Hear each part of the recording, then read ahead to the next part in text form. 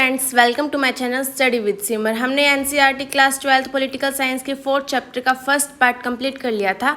अब हम इसका सेकंड पार्ट स्टार्ट करेंगे। तो हमने यहाँ तक कंप्लीट कर लिया था, अब इससे आगे हम स्टार्ट करते हैं। इससे आगे का पॉइंट है चीन के साथ शांति और संघर्ष। तो जैसा कि हम सभी जानते हैं कि जो पहले भारत के साथ जो चीन के रिश्ते था वो दोस्ताना रिश्ता था, और चीन के अंदर जो क्रांति हुई थी, चीनी क्रांति, वो 1949 में हुई थी। ये आपका 1 नंबर का क्वेश्चन आ सकता है कि चीनी क्रांति कब हुई थी, तो 1949 में हुई थी। और जो सरदार वल्लभ भाई पटेल है, उनको ये शंका थी कि जो चीन है भारत पर आक्रमण कर सकता है, लेकिन जो नेहरू जी है उन्हें ऐसा बिल्कुल भी नहीं लगता था कि चीन भारत पर आक्रमण करेगा। दूर दूर तक उसकी कोई भी संभावना नहीं है कि वो भारत पर आक्रमण करे। और इस कारण से जो चीनी सीमा है, मतलब भारत के साथ जो चीन की लगती हुई सीमा है, उस पर अर्धसैनिक बल भी रखा जाता था। पूरी सेना नहीं रखी जाती, अर्धसैनिक बल रखा जाता था। और जो चीन के साथ भारत की पंचशील की भी संधि हुई थी। पंचशील में 5 सिद्धांत थे कि आक्रमण नहीं करना, सह-अस्तित्व बनाए रखना, ये ऐसे करके 5 सिद्धांत थे। ये आपने पहले पढ़े होंगे लास्ट क्लास में। और ये 5 सिद्धांत थे, ये भारत के प्रधानमंत्री और चीन के प्रधानमंत्री के बीच में 29 अप्रैल 1954 में ये संधि हुई थी। और इस हिसाब से लग रहा था कि भारत और चीन में बिल्कुल भी ऐसे युद्ध की स्थिति नहीं है, क्योंकि पंचशील सिद्धांत में खुद लिखा हुआ था कि एक दूसरे पर युद्ध नहीं करेंगे, सह अस्तित्व बनाए रखेंगे। तो ये वाली बातें थी। कुछ इतनी दोस्ती थी, लेकिन फिर भी ये थोड़ी इनमें खटास की चीज़ थी। 2 बातें थी जिस कारण से युद्ध हुआ। पहली बात ये थी, 1950 के अंदर क्या हुआ, चीन ने तिब्बत पर कब्जा कर लिया। भारत ने उसे कुछ नहीं कहा, भारत चुपचाप रहा। ये देखिए यहाँ पे मैप है, ये वाली जो बाउंड्री है, ये वाली है भारत की बाउंड्री, ये आप जो देख रहे हैं। और ये है तिब्बत, और ये वाला है इतना बड़ा चीन। तो चीन ने तिब्बत पर कब्जा कर लिया। ये वाला नेपाल है, ये वाला भूटान है। चीन ने तिब्बत पर कब्जा कर लिया और भारत कुछ नहीं बोला। उसके बाद में क्या हुआ कि जैसे जैसे वहाँ पे उसने वहाँ की संस्कृति को कुचलने की कोशिश की, तो वैसे वैसे भारत भड़क गया। अब क्या हुआ कि वहाँ के जो लामा थे, लामा अक्सर वहाँ पे बौद्ध भिक्षुओं को कहा जाता है, लामा थे, उन्होंने भारत से शरण मांगी। तो भारत ने 1959 में उन्हें शरण दे दी। तो फिर चीन ने उसके बदले में ये कहा कि जो भारत है वो चीन की विरोधी गतिविधियों को हवा दे रहा है। यानी मतलब भारत ने क्या किया था, जो तिब्बत के लामा थे उनको शरण दी थी, उन्होंने शरण मांगी थी तो भारत ने शरण दे दी थी। लेकिन चीन ने बदले में क्या कहा कि भारत विरोधी गतिविधियों को बढ़ा रहा है चीन के खिलाफ। और उसके बाद में क्या हुआ कि जो दूसरी बात ये थी कि जो जम्मू कश्मीर है, जम्मू कश्मीर के अंदर जो लद्दाख है, उसमें है अक्साई चीन। और दूसरी तरफ जो अरुणाचल प्रदेश है भारत के अंदर, तो उसका थोड़ा हिस्सा ऐसे वो चीन कहता कि अक्साई चीन और अरुणाचल प्रदेश का हिस्सा है, उस पर हमारा अधिकार है, उसने खुद का अधिकार जताया। लेकिन भारत ऐसे कहता है कि ना ये जब अंग्रेजी सरकार पाई जाती थी उसी टाइम में ये मसला हल हो गया था और ये भारत के अंडर में आ गया था। लेकिन चीन ने क्या किया, चीन ने मना कर दिया मानने से कि जो अंग्रेजों के समय में फैसला हुआ था वो अब नहीं माना जाएगा, ये हमारे अंडर में आएगा। यानी अक्साई चीन और अरुणाचल प्रदेश का जो हिस्सा है वो हमारे अंडर में आएगा। तो अब क्या करते, और उसके बाद में 1957 से लेकर 1959 के बीच में चीन है उसने अक्साई चीन पर कब्जा कर लिया। अब अक्साई चीन पर उसने कब्जा कर लिया, कब्जा तो कर लिया। और बाद में क्या हुआ, 1962 के अंदर अक्टूबर में उसने दोनों विवादित क्षेत्र थे उन पे हमला भी कर दिया। यहाँ पे आप देखिए, इसने दोनों विवादित क्षेत्रों पर हमला भी कर दिया। और इसके विरोध में फिर भारत की सेना आई, भारत ने फिर थोड़ा किया तो उसके बाद में जो युद्ध है उसको विराम मिल गया, युद्ध खत्म हो गया। लेकिन इससे भारत को बहुत ज़्यादा नुकसान हुआ। जो मतलब भारत की विदेश के अंदर छवि थी वो थोड़ी नष्ट होगी। मैं यहाँ पे आपको एक बात बताना भूल गई, जो उन्होंने हमला किया था इन दोनों विवादित क्षेत्र पे, वो 1962 में किया था। इस टाइम में आप यहाँ पे देखें कि ये ना क्यूबा मिसाइल संकट का समय है। अगर आपने सेकंड बुक का पढ़ा नहीं है, फर्स्ट चैप्टर शीत युद्ध का दौर, तो आपको ये नहीं पता होगा कि क्यूबा मिसाइल संकट क्या चीज़ है। मैं आपको इसके बारे में थोड़ी सी हिंट दे देती हूँ। क्यूबा मिसाइल संकट है वो शीत युद्ध का चरम बिंदु है। चरम बिंदु मतलब उस टाइम में क्या हुआ था, बस ऐसे लग ही रहा था पूरी दुनिया को, पूरे विश्व को ये लग रहा था बस अब तो तृतीय विश्व युद्ध होकर ही रहेगा। लेकिन बाद में क्या हुआ, तृतीय विश्व युद्ध टल गया। यानी जो क्यूबा मिसाइल संकट है वो शीत युद्ध का चरम बिंदु था। उस टाइम में सबसे ज़्यादा लग रहा था कि बस अब तो युद्ध हो ही गया, अब कोई संभावना नहीं है बचने की। लेकिन फिर भी युद्ध टल गया था।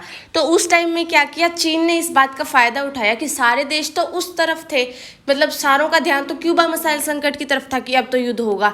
चीन ने इसका फ़ायदा उठाया, चीन ने भारत पर आक्रमण कर दिया था उन दो विवादित क्षेत्र पर। लेकिन फिर भी भारत ने उसे रोका, लेकिन भारत का नुकसान हुआ था उसमें। और ये मैं आपको बता दूं आगे क्या लिखा हुआ है। आगे जो भारत की छवि है वो देश विदेश के अंदर उसको धक्का लगा, और साथ ही साथ में क्या हुआ, उसको अमेरिका और ब्रिटेन से मदद भी लेनी पड़ी। और यहाँ पे जो राष्ट्र भावना है वो ज़्यादा आगे आई। और जो भारत के उस टाइम के जो रक्षा मंत्री थे उन्होंने मंत्रिमंडल छोड़ दिया। उनका नाम था वी.के. कृष्ण मेनन। उन्होंने क्या किया, रक्षा मंत्री थे वो उस टाइम के, उन्होंने मंत्रिमंडल छोड़ दिया। और बहुत सारे ऐसे कमांडर थे, उन्होंने या तो इस्तीफा दे दिया या फिर वो थोड़े टाइम के लिए छुट्टी पे चले गए। मतलब इससे जो दल थे यानी जो पार्टी थी इंडिया की, उस पर भी बहुत ज़्यादा दिक्कतें आई, सामना करना पड़ा उसे बहुत ज़्यादा। और ये जो भारतीय कम्युनिस्ट पार्टी, उसमें जो कुछ लोग ऐसे थे जो चीन का पक्ष ले रहे थे, उन्होंने अपना एक अलग दल बना दिया, मार्क्सवादी भारतीय कम्युनिस्ट पार्टी। जो चीन का पक्ष ले रहे थे उन्होंने भारतीय कम्युनिस्ट पार्टी से अलग दल बना दिया, मार्क्सवादी भारतीय कम्युनिस्ट पार्टी। तो इसके विरोध में क्या हुआ कि वो चीन का पक्ष ले रहे थे, इस कारण से क्या हुआ, उन पर आरोप लगाया गया और उन्हें गिरफ्तार कर लिया। और साथ ही साथ यहाँ पे ये भी लिखा हुआ है कि जो अरुणाचल प्रदेश था, सॉरी मैंने गलत बोल दिया, जो नागालैंड था उसे प्रांत का दर्जा दे दिया गया। एट प्रेजेंट में नागालैंड एक स्टेट है, लेकिन उस टाइम में नहीं था, बाद में उसे स्टेट का दर्जा दे दिया गया।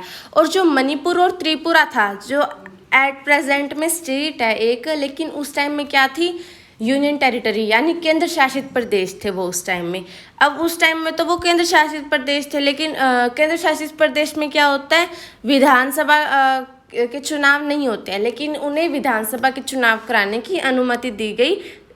लेकिन वो केंद्र शासित प्रदेश थे उस टाइम में वो भारत के स्टेट नहीं थे, वो केंद्र शासित प्रदेश थे। यानी उनका जो नियंत्रण होता था वो सीधा केंद्र के द्वारा होता था। ये जो भारत और चीनी युद्ध है ये थोड़ा ख़त्म हो गया। अब आया हमारा पाकिस्तान के साथ युद्ध और शांति। अब पाकिस्तान के साथ युद्ध और शांति में लिखा हुआ है, पहले क्या हुआ, जो कश्मीर है उसका विवाद, भारत और पाकिस्तान जब आज़ाद हुए थे, जब उनका बंटवारा हुआ था, तभी से उसका विवाद चल रहा था कश्मीर का भी, कश्मीर किसके अंडर में है।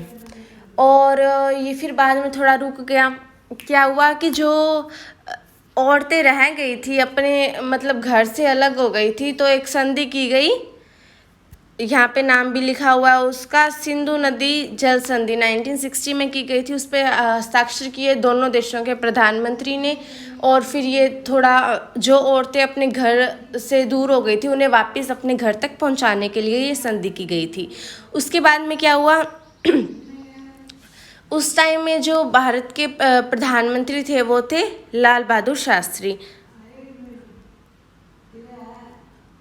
और यहाँ पे लिखा हुआ है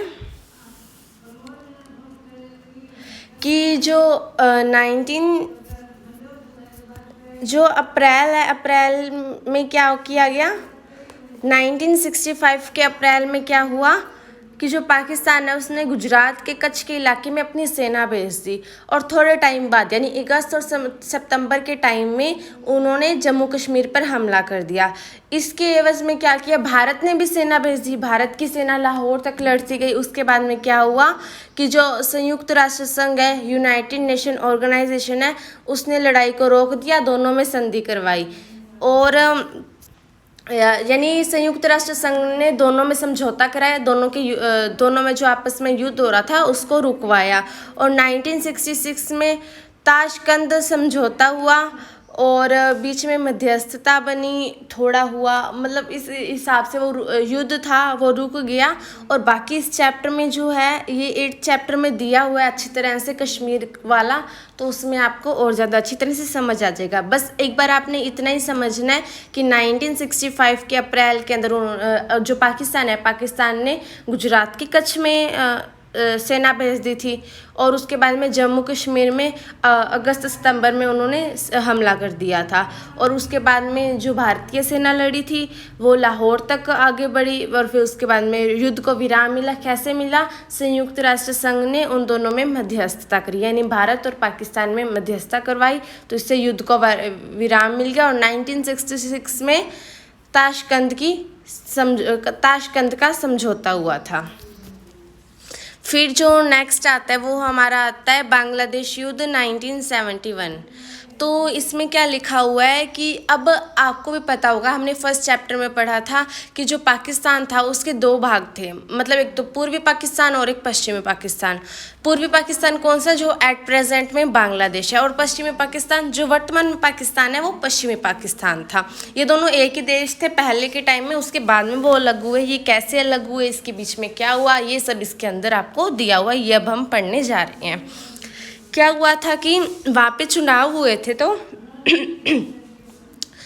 जो जुल्फ़िकार अली भुट्टो है वो पश्चिमी पाकिस्तान यानी जो एट प्रेजेंट पाकिस्तान है वहाँ पे जीते थे, लेकिन जो पूर्वी पाकिस्तान जो एट प्रेजेंट में बांग्लादेश है वहाँ पे कोई और जीता था। यहाँ पे नाम भी लिखा था मुजीबुर रहमान, ये पूर्वी पाकिस्तान में जीते। तो इनमें विवाद हो गया, लड़ाई झगड़ा हो गया, तो उससे क्या हुआ जो अवामी लीग है उसने कहा कि एक परिसंघ बनाना चाहिए, उसने परिसंघ की मांग की, लेकिन क्या हुआ, इस मांग को भी मानने से इनकार कर दिया कि नहीं हम तो परिसंघ नहीं बनाएंगे।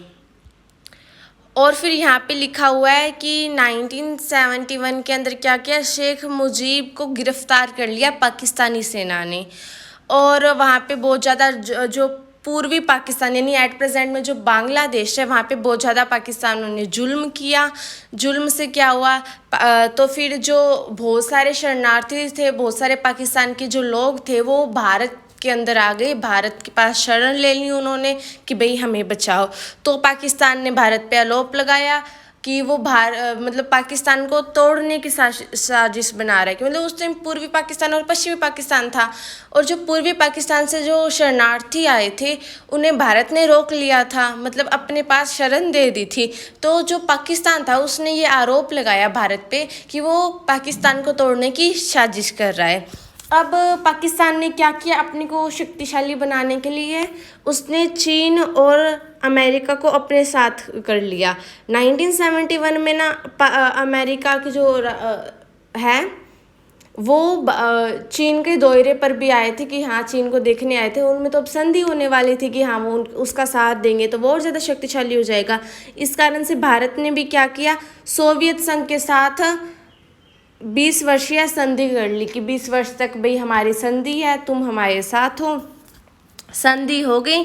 अब हुआ क्या, युद्ध स्टार्ट हो गया, दोनों तरफ से युद्ध स्टार्ट हो गया, भारत और उसका। अब युद्ध चलता रहा, युद्ध जाके ख़त्म हो गया। अब भारत ने क्या किया, ढाका वर्तमान में क्या है, बांग्लादेश की राजधानी है ढाका। अब बांग्लादेश आज़ाद हो गया, पहले आज़ाद नहीं था, उसकी राजधानी थी ढाका।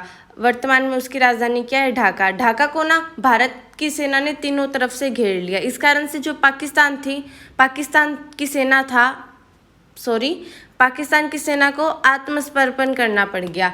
अब उसको तीन तरफ से घेर लिया तो उसको आत्मसमर्पण करना पड़ गया। इस तरह से जो बांग्लादेश है उसके बाद में वो आज़ाद हो गया, उसे एक राष्ट्र का दर्जा मिल गया। पहले वो पाकिस्तान के अंडर आता था, अब वो उसे बांग्लादेश खुद का एक राष्ट्र बन गया था। इससे क्या हुआ कि जो उस टाइम में जो भारत की प्रधानमंत्री थी वो इंदिरा गांधी थी। अब उन्होंने पाकिस्तान वाले मसले को भी सुलझाया, बांग्लादेश एक अलग राष्ट्र बन गया। इस कारण से उनकी लोकप्रियता में चार चांद लग गए। अब क्या हुआ कि हम देखते आ रहे हैं कि स्टार्टिंग से लड़ाइयाँ ही होती आ रही है। अभी तक 3 लड़ाई तो होगी, चीन के साथ युद्ध हो गया, पाकिस्तान के साथ हो गया, बांग्लादेश भी युद्ध हो गया। अब भारत को कोई शक्ति तो चाहिए होगी उनके साथ लड़ने के लिए, उसके पास कोई औजार होंगे, कोई अस्त्र शस्त्र होंगे, तो ही वो अच्छी तरह से लड़ पाएगा। तो क्या हुआ, 1962 के अंदर रक्षा उत्पादन विभाग की स्थापना हुई और 1965 के अंदर रक्षा आपूर्ति विभाग की उन्होंने स्थापना की। फिर आगे दिया हुआ भारत की परमाणु नीति, ये इस चैप्टर का लास्ट पॉइंट है। इसके बाद हमारा चैप्टर कंप्लीट हो जाएगा। भारत की परमाणु नीति में क्या है कि 1940 के दशक के अंदर ही होमी जहांगीर बाबा थे, उनके निर्देशन में इसकी स्थापना हो चुकी थी। अब स्थापना होगी और जो 1940 मैंने गलत, हाँ ये तो आगे मैंने ठीक बोल दिया। और उससे आगे यहाँ पे लिखा हुआ है बहुत सारे जो देश थे, जैसे कि USA है, ब्रिटेन है, फ्रांस है, चीन है, और ये सारे थे वो संयुक्त राष्ट्र संघ की सुरक्षा परिषद के स्थायी सदस्य थे। और इन्होंने क्या किया कि सभी मतलब विश्व के दूसरे देशों में उन्होंने क्या किया, 1968 में एक परमाणु अप्रसार संधि को थोपना चाहा। परमाणु अप्रसार संधि क्या है कि जो परमाणविक औजार है उनके जो प्रसार है उसको कम करने की संधि, कि वो ज़्यादा इकट्ठा ना करे, ज़्यादा बनाए नहीं।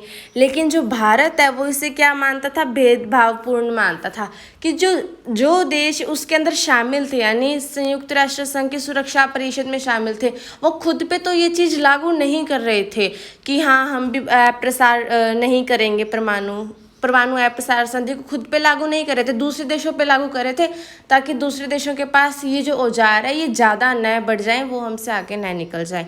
अब भारत ने इस पे हस्ताक्षर करने से इनकार कर दिया। भारत ने कहा नहीं हम तो बनाएंगे। भारत ने ये कहा कि हम इसे दूसरे देशों को बर्बाद करने के लिए नहीं बनाएंगे, बल्कि दूसरे देशों से अपनी सुरक्षा के लिए बनाएंगे, अपनी सुरक्षा के लिए हम इसका इस्तेमाल करेंगे। और भारत ने फिर इसे यूज़ किया। तो इस हिसाब से जो हमारा चैप्टर है भारत की विदेश नीति या विदेश संबंध, ये हमारा कंप्लीट हो चुका है। देखने के लिए धन्यवाद। बने रहिए हमारे साथ। इसे लाइक, शेयर और कमेंट करना न भूलें। Thank you.